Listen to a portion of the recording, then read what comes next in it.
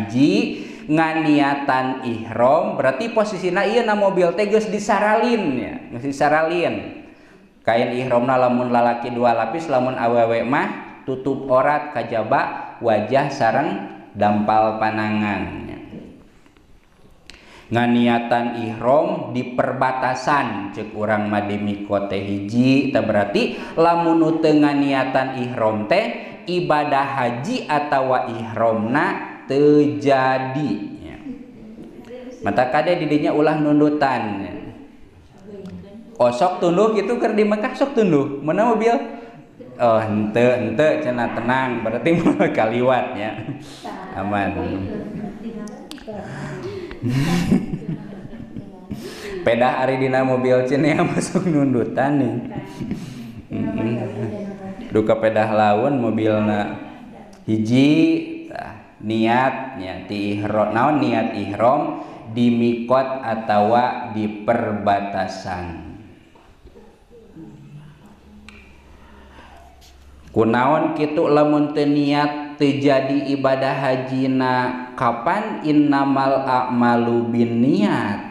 Jadina amal-amalan teh tergantung niatna. Ari ngaguluyur mah ieu teh ujug-ujug nepi weh ka Masjidil Haram. Kela-kelapan tadi orang can niat. Wayahna kudu balik deui. Mangkaning mobilna beda jeung di urang, bisa kiri. Jika angkotnya di ditu mah henteu hese dina bisa nage urang teu bisa bahasa Arab gitu. Hese hiji wala yustaratu niyatul fardiyah wa sumiyatil kaniyat ihroman. Tos 2 ya.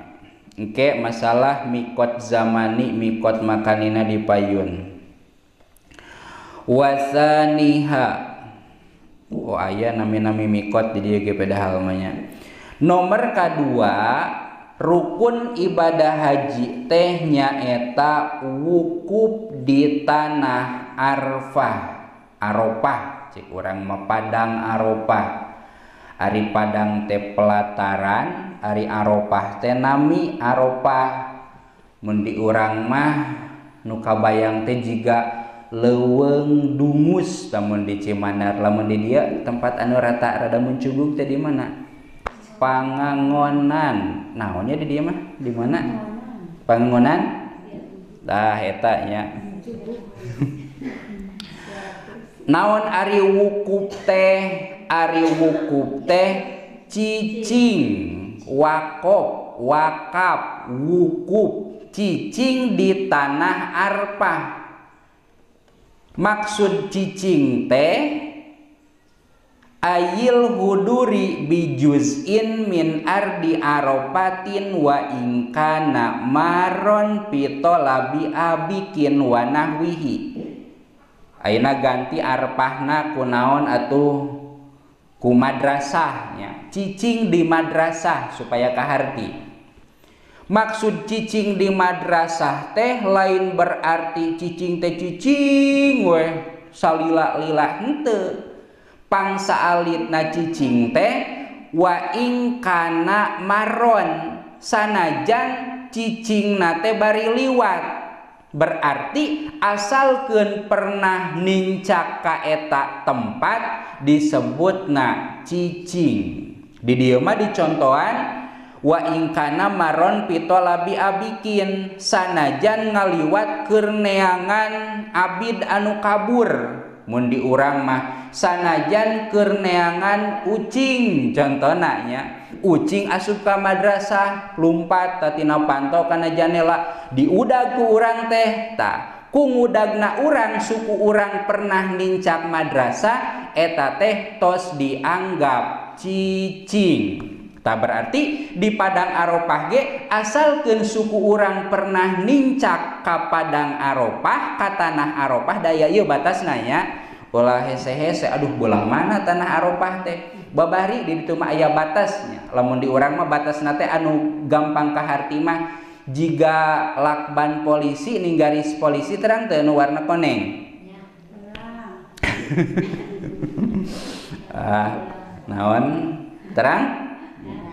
tah kitu atawa jiga lapang Agustusan sok kurapia gigirna tah aya batasna di ditu mah pager nya kurapia mah bisa aya nu metot datang tuna asalkeun kantos nincak ka eta tanah maka tos dianggap wukuf sanajan sakedeung ya.